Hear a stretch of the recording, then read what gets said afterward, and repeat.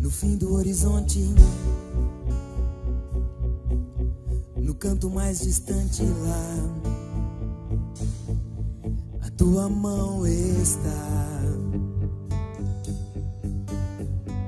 Lá, acima do universo, nas linhas de um verso lá, a tua mão está. Se eu for ao céu ou ao mais profundo mar, a tua mão está, a tua mão está. Nem sempre posso ver, mas além do meu olhar, a tua mão está.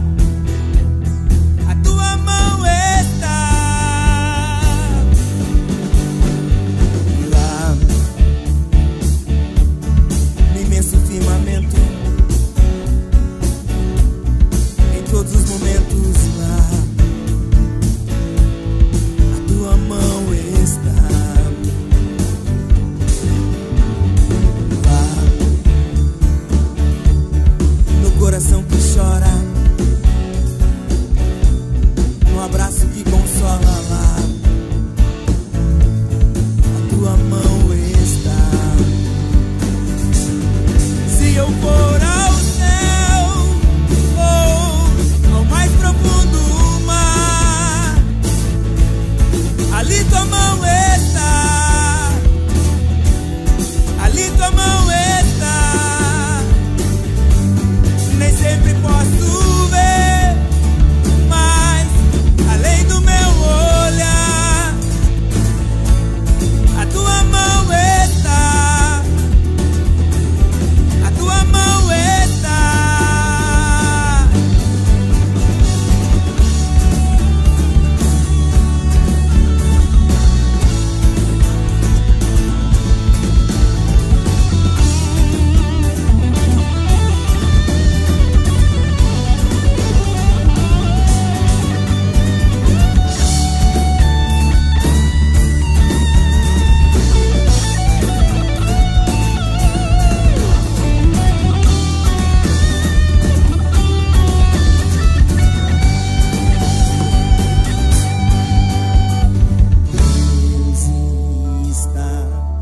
Quando amanhece, Deus está.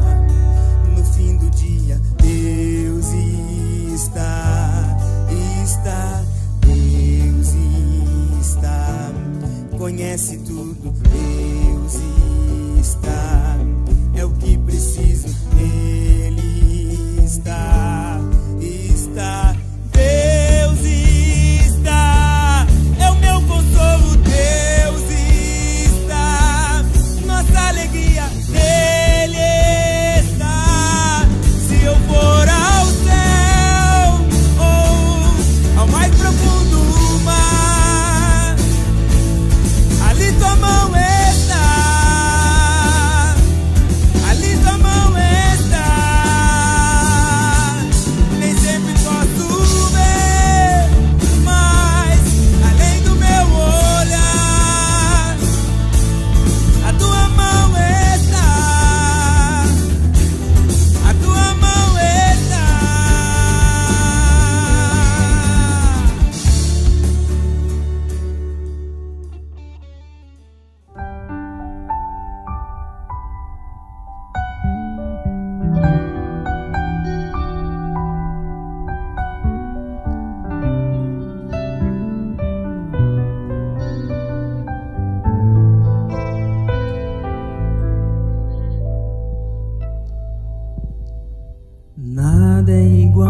seu redor,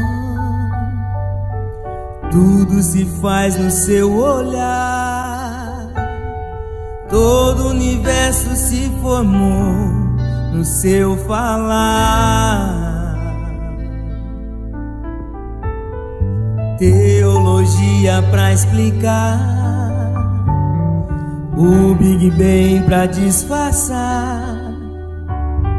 Pode alguém até duvidar, sei que há um Deus a me guardar. E eu, tão pequeno e frágil, querendo sua atenção.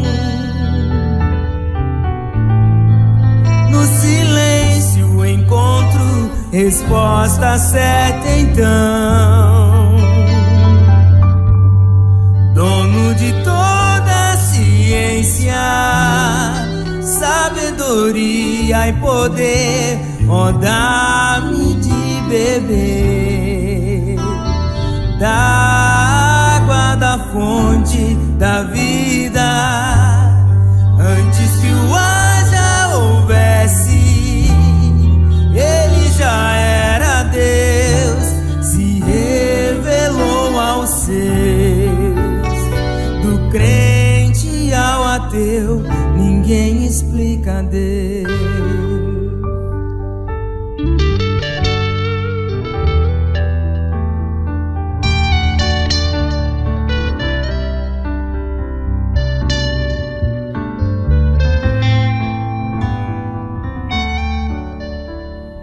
Nada é igual ao seu redor, tudo se faz no seu olhar, todo o universo se formou no seu falar. Teologia pra explicar, o Big Bang pra disfarçar. Pode alguém até duvidar,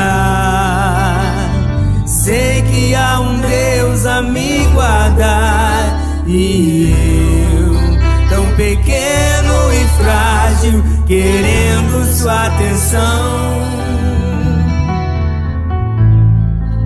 No silêncio encontro resposta certa então.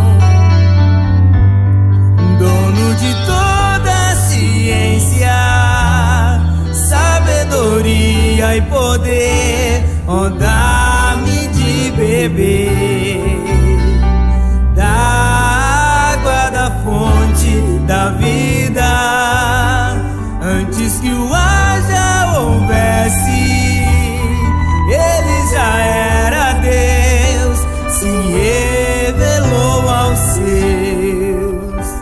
Do gentil ao judeu, ninguém explica Deus, ninguém explica, ninguém explica Deus, ninguém explica, ninguém explica Deus. Ou se duvida, ou se acredita, ninguém explica, ninguém explica Deus, ninguém explica, ninguém explica Deus, ninguém explica, ninguém explica Deus. Ou se duvida, ou se acredita, ninguém explica, ninguém explica Deus.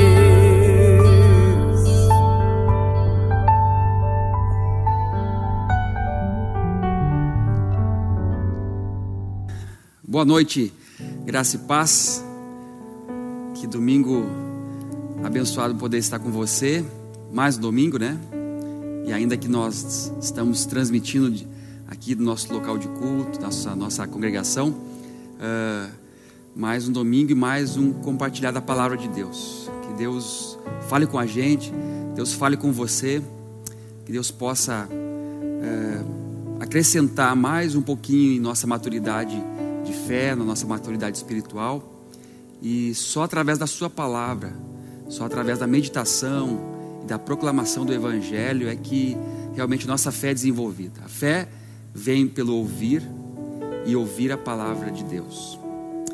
Nessa noite eu quero que você abra a sua Bíblia, você que está na sua casa, onde você estiver, E eu quero ler um texto que se encontra em Mateus, capítulo 20, a partir do verso 17, que diz assim: Enquanto Jesus estava subindo para Jerusalém, ele chamou os 12 discípulos à parte e disse: Estamos agora subindo para Jerusalém. Lá o Filho do Homem será entregue aos principais sacerdotes, os mestres da lei. Eles o sentenciarão à morte e o entregarão aos gentios, que zombarão dele, baterão nele e executarão ele numa cruz como um criminoso. Mas no terceiro dia ele será ressuscitado. Então os filhos de Zebedeu se aproximaram de Jesus com sua mãe, e ela se prostrou, fazendo um pedido a Jesus, e disse à mulher, e Jesus disse à mulher: O que você quer? Ela respondeu: Prometa-me que quando você se tornar rei, estes meus 2 filhos assentarão, um à sua direita e o outro à sua esquerda. Entretanto, Jesus respondeu: Vocês não sabem o que estão pedindo. Acaso podem beber do cálice que eu vou beber? Eles disseram: Podemos. Ele lhes disse: Sim, vocês beberão o meu cálice. Todavia, assentar-se à minha direita ou à minha esquerda não cabe a mim conceder. Esses lugares foram preparados para pertencer a quem o Pai designou. Quando os outros 10 ouviram isso, ficaram chocados, ficaram indignados com os 2 irmãos. Mas Jesus os chamou e disse: Vocês sabem que entre os pagãos, outras traduções dizem entre os gentios, seus governantes se transformam em tiranos e seus superiores em ditadores, mas entre vocês não deve ser assim. Vou repetir essa frase: mas entre vós não deve ser dessa forma, não deve ser assim. Ao contrário, quem quiser se tornar um líder deverá servir, e quem quiser ser o primeiro deve ser um servo, porque o Filho do Homem não veio para ser servido, mas sim para servir e dar a vida em resgate de muitos. Amém? Dessa noite eu quero me dedicar a refletir nesses textos maravilhosos, textos que falam do cotidiano da igreja de Jesus, dos 12 discípulos de Jesus, daqueles que o seguiam, falar dos conflitos e das mentalidades em que os seus 12 discípulos, quando o seguiam, caminhavam com ele, havia as mesmas preocupações, os mesmos desejos, as mesmas crises, as mesmas expectativas em que eu e você temos. O lindo de entender, quando Jesus chama esses 12 discípulos e começa na vida deles um processo de ensino, um processo de discipulado, um processo de fazer com que eles possam compreender agora uma realidade que não é mais da terra, mas uma realidade do reino de Deus. A boa nova, a boa notícia do Evangelho é essa, em que Deus em Cristo está trazendo uma outra realidade, uma outra forma de pensar, uma outra forma de ver, uma outra forma de perceber, e é uma outra forma de interagir com a realidade. Agora não numa perspectiva de que eles sempre tiveram, da sua cosmovisão, da sua cultura de vida, sua tradição, a sua forma de viver, mas agora, a partir desses ensinos de Jesus, começar então a transformar, a um processo de metanoia, de mudança de mente neles. E esses fatos aqui, essas histórias, esses acontecimentos na caminhada de discipulado com Jesus são muito parecidos com os nossos. Na verdade, são figuras, são exemplos, são tipologias de de crises que eles tinham, de expectativas e de mentalidades que nós também temos na caminhada com o nosso Mestre. O maravilhoso é que nós nos identificamos com eles.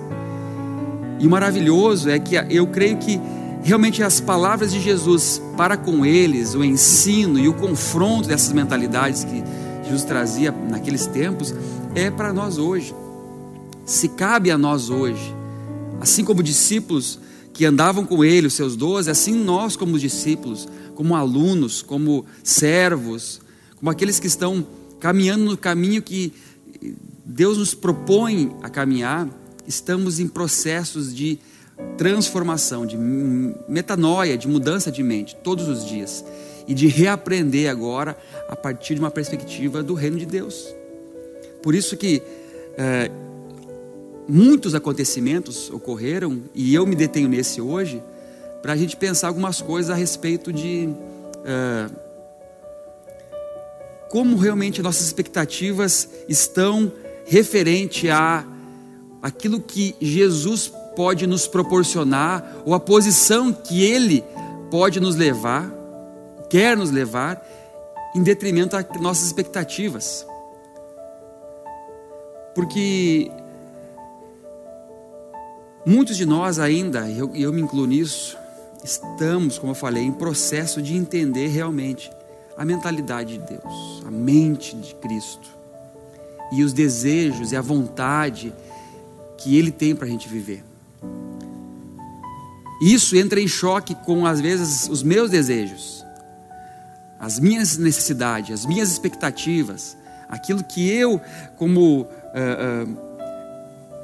mentalidade, construí e tenho como expectativa de que Deus tem que fazer ou pode proporcionar a fazer. O que eu quero dizer com isso? Que essa demanda dos discípulos quando chegam, e Jesus está, como nós lemos aqui, falando que ele seria a Jerusalém, que ele ia cumprir a missão dele, que ia cumprir o propósito dele, que ele ia ser entregue, o que iam fazer com ele, e que depois de feito isso, ele ressuscitaria. Ou seja, Jesus estava explicando algo divino, algo que era o plano divino, que era o caminho proposto pelo Pai, e que ele ia cumprir tudo isso. E é interessante que ele estava falando algo espiritual, algo transcendente, algo realmente que para ele e para todos nós é realmente o suprassumo de toda a mensagem, que é a obra dele, a morte e a ressurreição dele. Só que nesse caminho, quando Jesus termina essa fala, é interessante que ele é indagado com outras propostas, ele é indagado com outras expectativas. E aí nós vemos o texto aqui, que subindo nessa caminhada, aqui é interessante, eu quero abrir um parênteses aqui, esse texto em Mateus também existe em Marcos capítulo 32. Marcos, ele não fala da mãe de Tiago e João, ela fala que Tiago e João, eles foram eles mesmos. Aqui é uma outra abordagem, fala que aqui Mateus ainda inclui o pedido da mãe deles. E qual que era o pedido? O pedido foi esse: Senhor, quando você chegar no teu reino, Jesus, quando você chegar no teu reino, por favor, me faça um favor. Ela diz assim, olha, eu te faço um pedido, por favor, prometa-me que quando você se tornar rei, esses meus dois filhos que eu amo tanto, que eles possam sentar um na tua direita e à tua esquerda.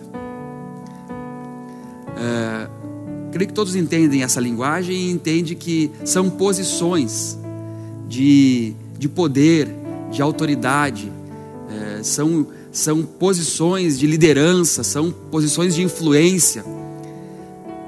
Desejo até mesmo que todos nós temos, que está dentro do nosso coração humano, é o desejo de nós estarmos em locais de referência, em posições de relevância, em lugares, posições de autoridade, de status, de poder. É interessante que a gente se vê nela, se vê nesses filhos, se vê nesses dois discípulos. Quando Jesus falando sobre algo transcendente, algo espiritual, o pedido dela é algo assim que vai contra isso. Contra no sentido assim, olha, Jesus está falando sobre morte, sobre entrega, sobre sacrifício, sobre dor, sobre passar o sofrimento. E ela vem com o pedido, olha, eu quero que você promova meus filhos, que eles estejam, quando você chegar nesse momento de ser um rei, eu quero que você tenha um lugarzinho lá para eles de posição nisso tudo.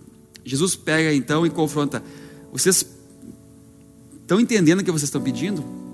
Interessante aqui, olha que Jesus fala, entretanto Jesus respondeu, vocês não sabem o que estão pedindo. É como se ele tivesse trazido feito que ela e os dois discípulos ali tivessem uma consciência. Vocês não sabem o que estão pedindo. Ou vocês não estão entendendo alguma coisa aqui. Acho que vocês deveriam refletir algumas coisas referente a esse pedido. Aí ele vai dizer assim, olha, o que eu vou passar, o cálice que eu vou tomar, aquilo que eu vou passar, assim, vocês podem passar? Aí eles disseram, podemos. Aí Jesus disse, não, sim, vocês num tempo, quando o tempo chegar, vocês também sofrerão essas perseguições. Mas não cabe a mim, Jesus disse, estipular esses lugares, porque o Pai já designou quem vai sentar, os lugares que serão tomados, não cabe a mim. A mim cabe eu fazer o sacrifício, a mim cabe a minha missão de me entregar. A mim cabe, Jesus dizendo, a missão e o propósito de eu tomar esse cálice realmente que só eu posso tomar, que é o cálice de me entregar e pagar os pecados, ser a expiação de todos os pecados, e na minha ressurreição eu vencer tudo isso, vencer a morte e cumprir o propósito que Deus, o meu Pai, o nosso Pai, me entregou. Nisso que eu quero dizer é que a gente começa então a refletir nossa mentalidade também diante dessas reflexões. Ou seja, não é porque estamos perto de Jesus ou temos esse canal aberto de Jesus que tudo que nós pedirmos a Ele, será feito. Quem sabe a mãe e os discípulos aqui, esses dois, eles achavam que tinha uma grande influência de intercessão, por serem os 12, por ser a mãe dos 12, por ser uma mãe pedindo pelos seus filhos. E não era algo assim tão ruim, não era algo assim tão absurdo. Mas quando Jesus faz a pergunta para ela, vocês não sabem o que vocês estão pedindo. Pensem bem o que vocês têm pedido. Tragam a consciência por que vocês estão pedindo dessa forma.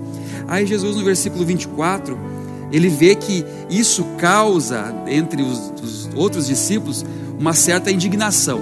Versículo 24 diz assim: quando os outros 10 ouviram isso, ou seja, os 2 foram lá interceder, foi junto à mãe, Jesus, olha só, interessante que a Bíblia fala ali que ela se prostrou, pediu com todo, olha, meus filhos aqui, Jesus, por favor, promove eles, faça com que eles sejam evidenciados, façam com que eles sejam reconhecidos. Os 2 ali em volta também, mestre, olha, arruma um lugar para nós quando chegar no teu reino, arruma, quando o negócio, assim, eu penso assim, quando o negócio fizer um grande sucesso, quando nós tivermos poder, quando a gente tem um lugarzinho para nós 2 aqui. Interessante que daí nisso, Jesus confronta eles, mas também causa na equipe, nos irmãos deles, causa na igreja que estava ali reunida, um certo desconforto, porque eles ficam chocados e indignados com o pedido dos 2 irmãos. Interessante que toda vez que nós podemos aqui pensar sobre isso, todas as vezes que nós vamos usar de uma promoção individual e própria em detrimento a um propósito comunitário, sempre haverá essas indignações e esses desconfortos. Jesus ele vai dizer assim então, versículo 25, quando Jesus então chamou todos os discípulos e disse: vocês sabem que entre os pagãos entre os governantes, entre os gentios, ele diz seus governantes, eles se transformaram em tiranos e seus superiores em ditadores. É interessante que Jesus ele clareia isso e está dizendo assim: olha, vocês já viram que essa mentalidade que vocês têm é uma mentalidade pagã. É interessante que quando Jesus, sempre quando ele quis referenciar pessoas de um péssimo testemunho, de uma péssima referência como pessoa, sempre ele trazia os pagãos. Lembra quando eu falo lá em Mateus, e Jesus disse assim: olha, por que vocês pedem e estão ansiosos por as coisas que vocês têm que adquirir, pelos bens, por aquilo que vocês têm que comer, vestir? Ele diz assim: isso os pagãos fazem. Quando Jesus diz assim: olha, aqueles que ama só o que ama, mas não ama o inimigo, ele vai dizer assim: olha, os pagãos também só amam os amigos. Então, mais uma vez aqui, Jesus traz uma referência negativa de uma pessoa que não entendeu, que só entendeu as coisas dessa terra, dessa lógica humana, dessa lógica mundana, dessa lógica desse sistema aqui da terra. E Jesus traz novamente esse exemplo negativo. Olha, vocês estão como pagãos, porque os pagãos eles pensam nisso. Os gentios, aqueles que não conhecem a Deus, aqueles que não têm referência da palavra de Deus, aqueles que não têm temor a Deus, que não têm relacionamento com Deus, é isso que eles pensam. E vocês estão dessa forma. Vocês também estão pensando como eles, porque quando eles pensam nisso, eles chegam ao poder, eles chegam nessas posições que vocês querem chegar, e eles se transformam em tiranos, em dominadores, em ditadores. E o que é um tirano? Um tirano é uma pessoa, eu anotei algumas coisas aqui, o tirano é aquele que pensa na sua própria vontade apenas, só no seu próprio umbigo, no seu próprio desejo, e ele faz tudo isso de forma injusta, acima das leis, acima das normas, acima de todo o senso de humanidade. O tirano é aquele que não tem sensibilidade humana. O que ele quer é sua vontade, mesmo que seja injusto. O que ele quer é buscar posição, mesmo que ele tenha que passar por cima de normas, de regras, de leis. O ditador, tirano e o ditador é um pouquinho diferente. Ele também tem isso, mas ele é controlador, ele é do seu jeito, ele é como ele quer. E isso é interessante porque os gentios, os pagãos, aqueles que não conhecem a Deus, eles têm uma grande e negativa referência disso. Quando eles querem chegar em poder, em posições de autoridade, eles querem fazer o quê? Eles querem que faça tudo do seu jeito e conforme eles querem, para manter a sua vontade. Jesus confronta isso e diz assim, versículo 26, mas entre vocês, olha, existe um padrão pagão, mundano, gentil, mas o padrão aqui nosso não será esse. Mas entre nós não vai ser assim. Aqui os pagãos eles buscam as posições, os cargos, para que eles possam oprimir, para que eles possam ditar, para que eles possam estabelecer a sua vontade. Mas entre nós não vai ser assim. E essa frase que eu quero que você marque nessa noite: entre nós, entre os seus discípulos, entre a sua igreja, entre aqueles que conhecem a Deus, não pode ser dessa forma, é de outra forma. É de uma outra administração, é uma gestão agora não como eles fazem, mas assim como Deus quer que a gente faça. E aí ele separa, olha, existe um meio, ou melhor, existe um jeito de fazer, que é o jeito pagão, caído, secularizado, sem Deus. Mas entre nós não vai ser assim. Entre nós não vai ser assim. Quando nós vamos pensar como nós hoje ainda estamos nesses pensamentos, e aqui eu quero aplicar essa mensagem, como ainda nós discípulos também somos influenciados por essa mentalidade pagã. E nessa mentalidade pagã, em que nós queremos posição, status, lugares de influência, lugares de poder, lugares de reconhecimento, ainda assim, gente, trazendo para os dias de hoje, como nós discípulos, como nós agora discípulos, a igreja de Jesus, ainda que está nesse processo, nessa caminhada de aprendizado, ainda nós estamos com essa mentalidade, com esses desejos e expectativas, no sentido que vamos a Deus através de Jesus, e chegamos, nos prostramos, e as nossas orações são essas: Senhor, me dá um reconhecimento, me faça ser visto, me faça como autoridade, me faça eu como referência, me faça, Senhor, eu agora brilhar, me faça aparecer, acontecer. E nisso, essas orações são confrontadas em nosso consciente pelo Espírito Santo. Vocês têm certeza, vocês têm noção do que vocês estão pedindo? Vocês têm noção do que vocês estão pedindo? E nesses últimos dias, nessa última semana, eu pensei sobre isso. Em quantas pessoas que se dizem discípulos de Jesus chegaram a posições e cargos hoje e estão assim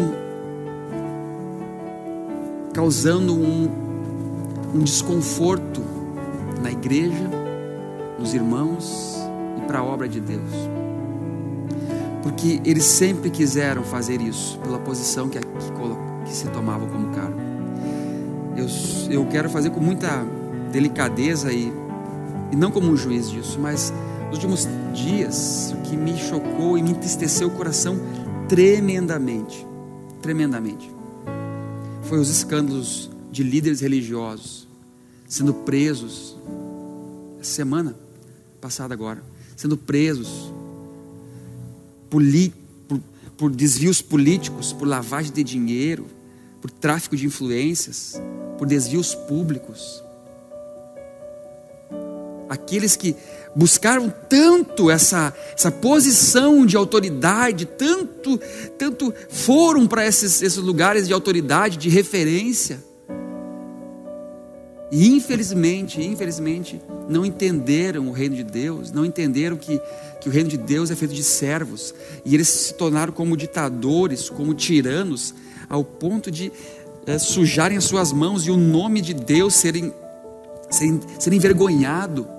Por isso que lá em Romanos diz assim: olha, por isso que o nome de Deus é escarnecido entre as nações, por causa daqueles que se dizem ou se acham por referência do reino de Deus e provocam escândalos. A gente vê semana passada e nesses dias aí, pastores sendo presos, pastora sendo presa porque é suspeita de cometer homicídio contra o próprio marido, por causa de poder, de ganância, de tráfico de religioso, de influência, de poder religioso e muitas coisas mais que a gente nem imagina, mas a mídia apenas traz algumas coisas que a gente fica escandalizado e entristecido, e eu me tomei com um espírito de lamento disso tudo, porque meus irmãos e irmãs, aonde nós vamos parar com isso? Aonde nós vamos achar que o reino de Deus é para nossas promoções e para nosso reconhecimento público e de influência, e quando, vamos dizer assim, que Deus até nos proporciona esses lugares, mas quando a gente chega lá, se torna aquilo, torna-se tirano, torna-se corrupto, seja nas esferas políticas, seja nas esferas religiosas, macros, e seja nas esferas aqui, pensando no nosso cotidiano também, de igreja, do dia a dia. Quantos de nós ainda somos seduzidos e pensamos em autopromoção, em autoevidência aqui na nossa comunidade? A gente pode estar falando, pastor, você está falando de lugares longe, pessoas com grande poder e influência no Brasil, no mundo. Mas, gente, essa corrupção, essa vulnerabilidade na carne humana está em todos nós. Seja em grande escala, ou seja em pequenos aqui, cotidianos, aonde nossas disputas, As nossas disputas continuam por posição, por cargo, por influência, por estar à frente, e eu, como eu falei sempre, eu sempre falo aqui na nossa comunidade, eu tenho uma grande caminhada já, dentro de igreja, dentro de denominação, e quando eu olho ao meu passado, e ainda olho o dia de hoje, como ainda precisamos nos converter, e eu faço parte disso, para entender que isso aqui tudo, essa estrutura toda não é para a promoção da minha vida, e nem a promoção de ninguém. Isso aqui é um meio de nós colocarmos nosso dom, nossa vocação, nosso propósito, para, como Jesus falou, para que vidas sejam resgatadas, não para que egos, tiranos, ditadores sejam promovidos. Pastor, mas um ditador, um tirano é um cara que é maldoso. Gente, não é. Nosso coração às vezes pode ser tirano e ditador, controlador. Nós podemos às vezes querer só realmente a busca de nossos próprios desejos e vontades. E Jesus vem assim, olha o que vocês estão pedindo. Nós podemos estar, quem sabe, orando assim, Senhor, queremos ser grande, queremos crescer, queremos aparecer, queremos fazer a nossa igreja, nossa denominação conhecida, queremos ter sucesso. Para quê? Aonde está nosso coração? Aonde está? Aonde nós queremos chegar com isso? Será que é servir e resgatar vidas? Ou é promoção de egos? É porque eu quero pregar, é que eu quero ensinar, é porque eu quero cantar, é que eu quero tocar, é eu que quero o cargo.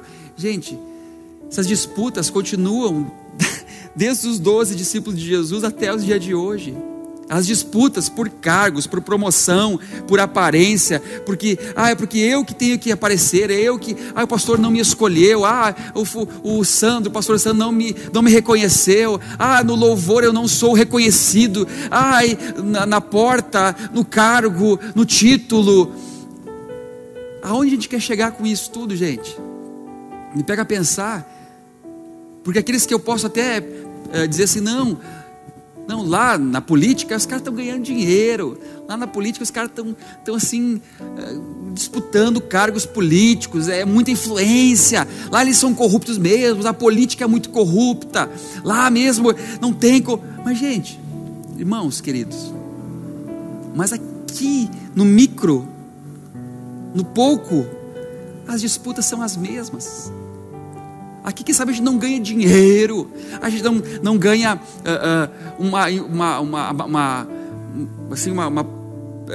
projeção na mídia, na TV, mas em todos os lugares, seja assim, escala macro ou micro, ou aqui no dia a dia, no cotidiano, se o nosso coração e nossa mente for pagão,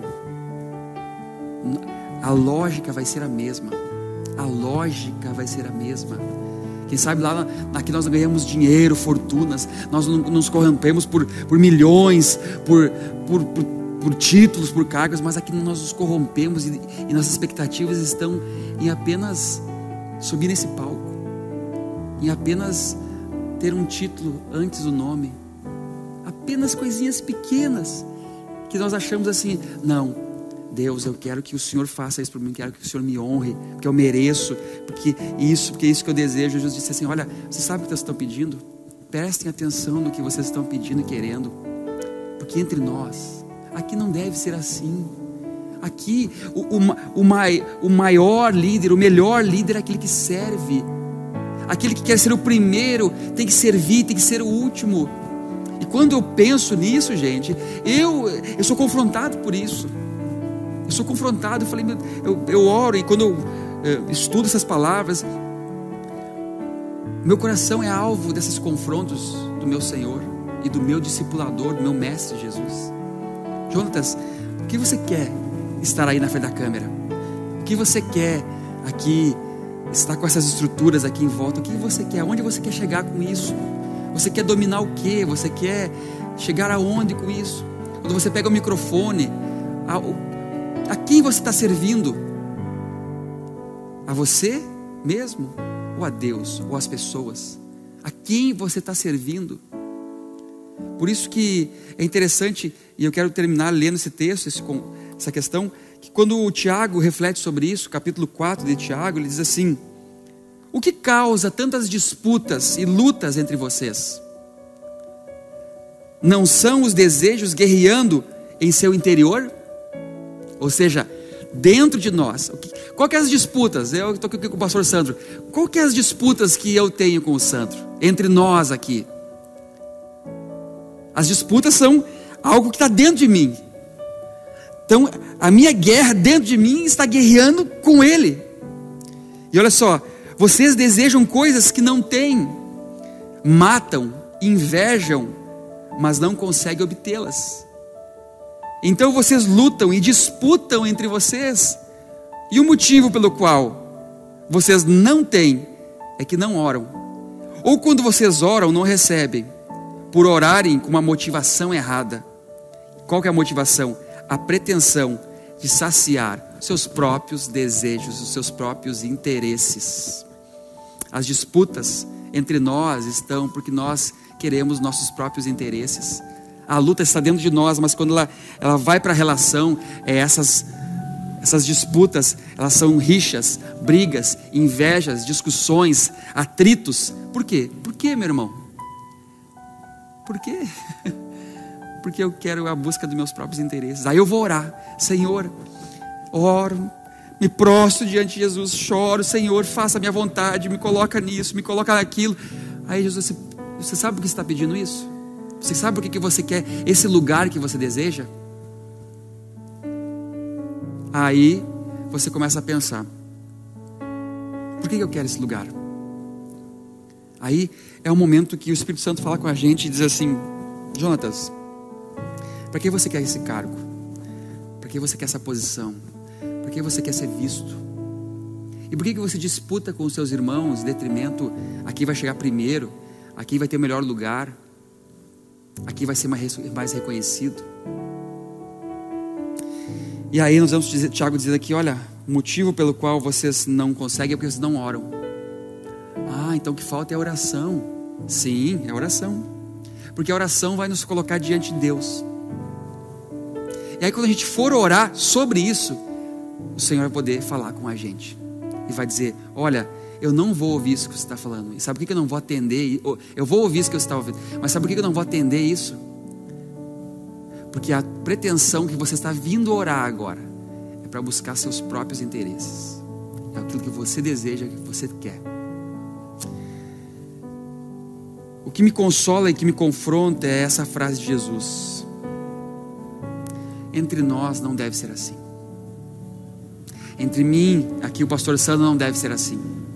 Entre nós aqui dessa comunidade, os filhos de Deus, os discípulos de Jesus, entre toda a igreja de Jesus, não deve ser assim. Por isso que Jesus, quando ele diz assim: olha, vocês têm como referência, o que vocês têm pensado é como, deixa eu achar aqui o texto.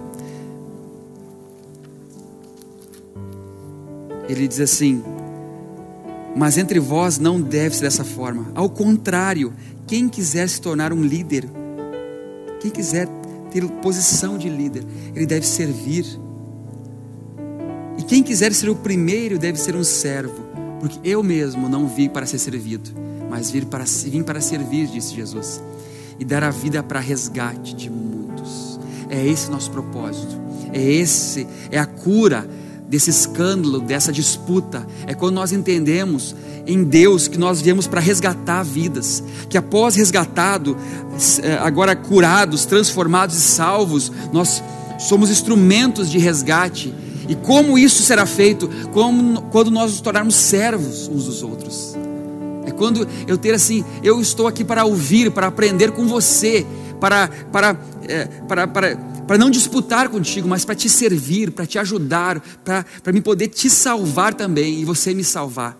E é essa relação que eu creio que é a relação de cura e de restauração nesse tempo. Em tanto escândalo, em tanta disputa, em tanta rixa que há hoje e sempre houve. Mas quando nós entendemos isso, não teremos mais entre nós essas lutas. Que o Senhor te abençoe, meu irmão. Que o Senhor faça você entender isso, como me convida e me confronta a entender isso, a todos nós. Disputas acontecem porque nós queremos sobressair, mas quando nós nos submetemos a servir uns aos outros, esse é o único caminho. Esse é o único caminho dos discípulos de Jesus. Esse é o único caminho que nós temos que caminhar. Vamos orar por isso.